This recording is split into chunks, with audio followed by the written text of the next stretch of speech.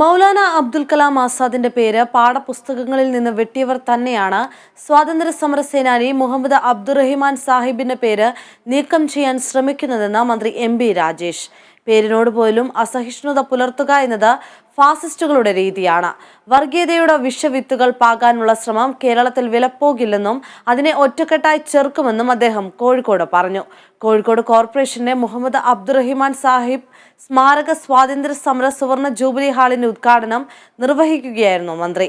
ഹാളിന് മുഹമ്മദ് അബ്ദുറഹിമാൻ സാഹിബിന്റെ പേര് നൽകിയതിനെതിരെ പ്രതിഷേധിച്ച BJP കൗൺസിലർമാരെ പോലീസ് അറസ്റ്റ് ചെയ്തു.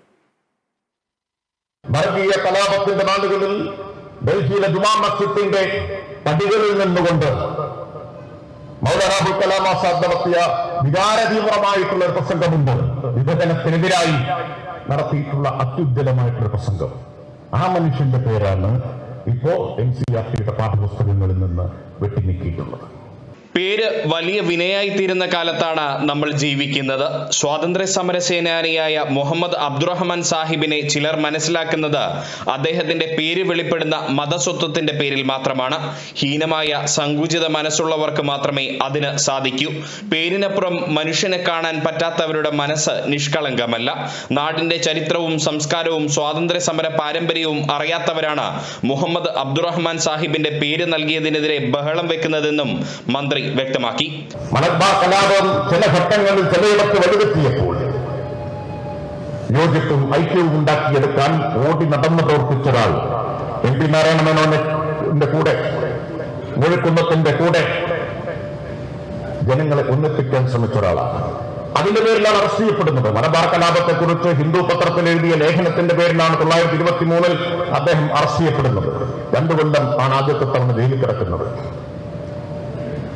ഇതൊക്കെയാണ് അബ്ദുറഹിമാൻ സാഹിബിന്റെ ചരിത്രം.